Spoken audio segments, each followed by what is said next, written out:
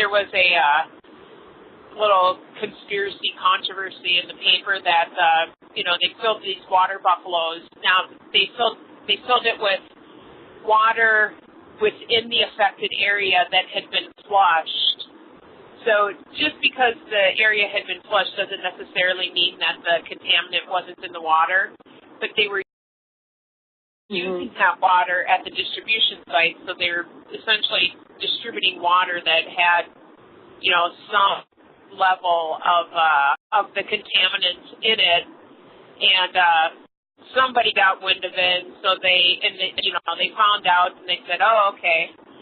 So they took that water, they went upstream to Smithers, which is about 10 minutes east of Montgomery, one of the towns that we were potentially looking to move to, and they dumped it in their sewer system, which, my gosh, that water is going to eventually end up somewhere.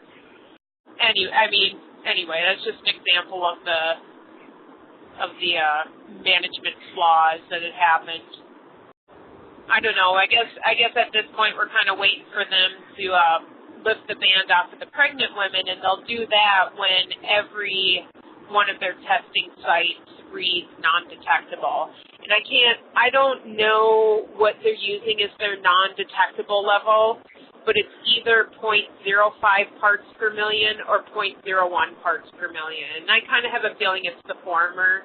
It's per million is considered non-detectable, and once every fire hydrant reads non-detectable, and, the hospitals as well, then they'll lift the ban on pregnant women. But like I said, a lot of people, the majority of people that we've talked to, whether they're, lifelong West Virginians or not, they will never, ever, ever, ever drink the water again. From what I hear, New York used to have really bad water and nobody would drink it.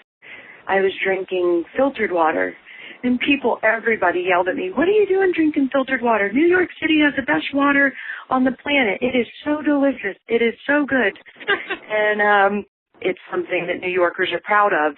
Maybe something like that might be possible for you guys. Yeah, it's possible, but, there's the skeptic in me, too, that's like, how many people did they get to rally? Because, the city of Charleston is 50,000 people. We're not going to get millions of people. I think the whole state is 3 million people.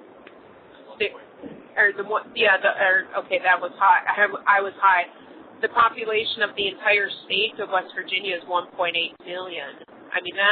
How much of a human impact do you need to invoke change? I don't know.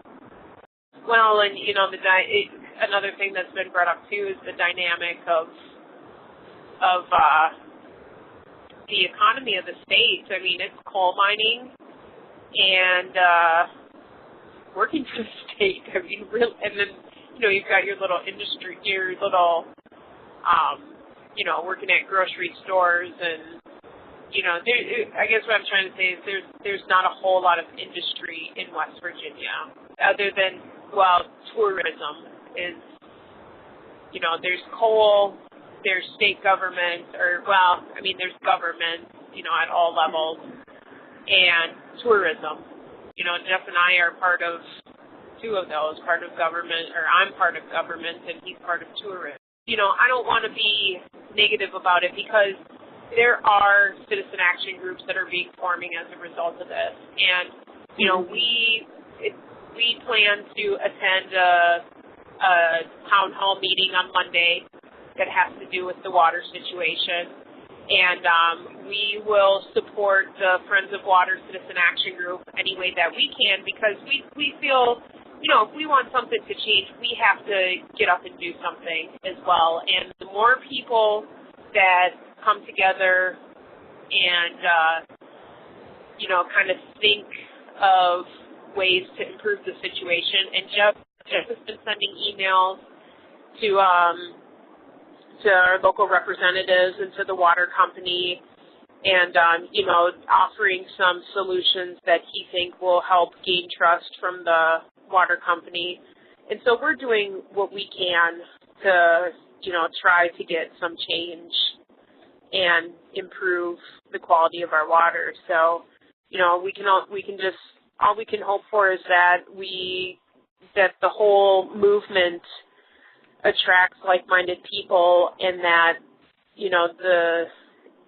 the people come up with solutions, and the companies and others support it, and we can all work together to find something that works for everybody.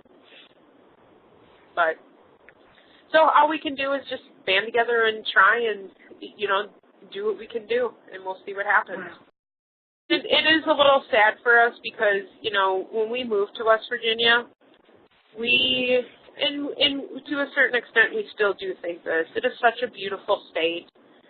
The people in West Virginia that we have had contact with are just, it is a different culture out here, and it's such a warm and welcoming culture for us. We have felt nothing but embraced by the people that we know that are lifelong West Virginians. And, it was such a, paradise for us, really, with what, we moved there for the whitewater, and we moved to get out of the big city, and, it's just so beautiful, and we love it. We love the culture, we love the pace, we love the people, we love the scenery, and this has really kind of been a huge betrayal, because I just don't look at West Virginia in quite the same lens anymore. And the truth of the matter is that component has always been there. It's just, I feel like I was a little naive, but on the same note, it's not just West Virginia. We were living in D.C. and exposed to who knows what kind of emissions from all of the congestion.